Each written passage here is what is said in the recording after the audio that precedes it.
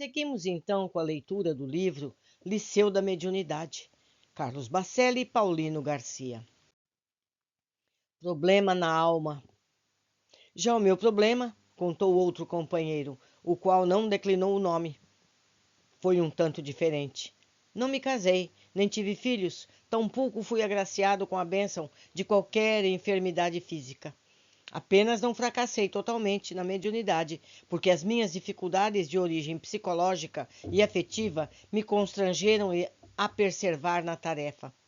Apenas trabalhando é que eu consegui aliviar a consciência. O preconceito contra as minhas inclinações no campo da sexualidade me induziu a um sobre-esforço no sentido de não dar razão aos que me criticavam. Os adversários da doutrina não se importavam comigo. Muitos até me admiravam o idealismo de servir, sendo mais condescendentes para com as minhas fragilidades do que com os próprios irmãos de ideal, que me marginalizavam. No entanto, tudo tem uma razão de ser. Não fosse pelas deficiências que me estigmatizavam a alma, eu teria me perdido pelo orgulho, pela vaidade. Aquele espinho cravado em meu íntimo, prova que infelizmente não consegui superar de todo, me fazia compreender o sofrimento alheio, e em meus lábios silenciava toda e qualquer palavra de reprimenda com relação às lutas de cada um. Enfrentei, sim, obstáculos de toda espécie. Em algumas casas espíritas, a minha presença chegou a ser vetada por dirigentes moralistas. Eu não os condeno, porém. Certamente, de acordo com seu entendimento e grau de maturidade espiritual, procuravam zelar pelo bom andamento das atividades que estavam sob a sua responsabilidade. Talvez receassem que o meu comportamento pudesse influenciar negativamente, sobretudo, os mais jovens. A sós, eu me acostumava a chorar e questionar o alto quando, ao porquê da tormentosa prova que me exauria as forças e me impedia de deslanchar em qualquer setor de atividade. Os religiosos são mais intolerantes para com as nossas deformidades de caráter moral do que os que dizem não acreditar em Deus.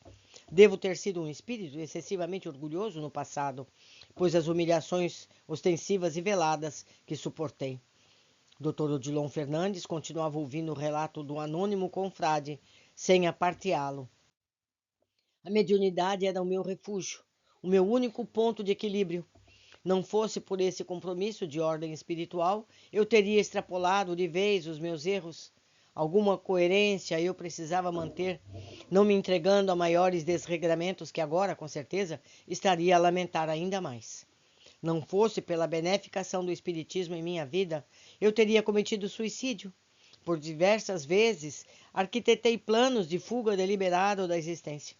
Quando a amargura e a solidão me flagiciavam a alma, eu me sentia ser alguém capaz de me comprometer e de me aceitar como eu era. A única pessoa que sempre soube de tudo a meu respeito, sem me recriminar, foi a minha mãe, que infelizmente desencarnou assim que travei os meus primeiros contatos com a doutrina. Mergulhava no serviço assistencial, no qual, curiosamente, eu era bem aceito.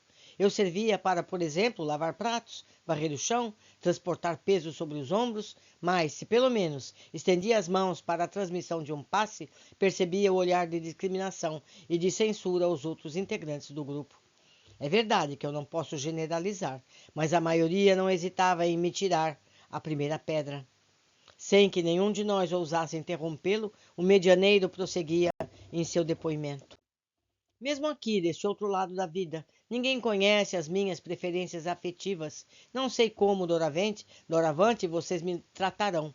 O preconceito também sobrevive à morte do corpo, não é? Digo-lhes, no entanto, que sendo como eu era e ainda sou, aprendi a identificar nos outros os atavios de natureza psicológica que tentavam camuflar. Os desvairios do sexo, infelizmente, estão presentes em quase todas as criaturas. Sabem como começou comigo? Antes de me tornar espírita, fui seminarista. Necessito acrescentar mais alguma coisa? Busquei na fé um abrigo, mas encontrei um abismo. Quando a minha mãe partiu para o mundo espiritual, comecei a ler as obras espíritas e foi o que me salvou. No entanto, a minha alma já estava marcada.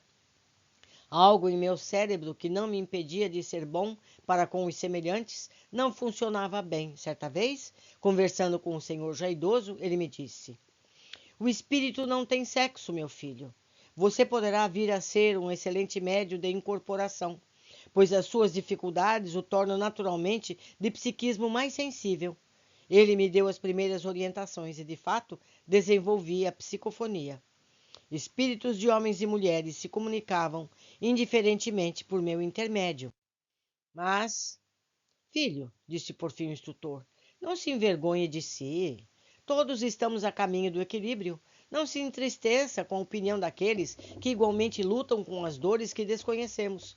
Por aqui não há quem possa julgá-lo. Tão ocupados nos encontramos em providenciar a própria defesa nos múltiplos processos. Que respondemos?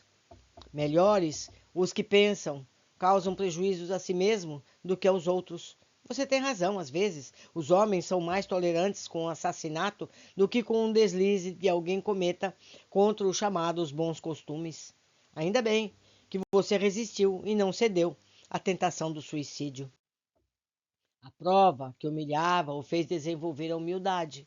Mas não são todos os que reagem assim. Muitos se tornam amargos e violentos, passam a viver com exclusividade para o prazer.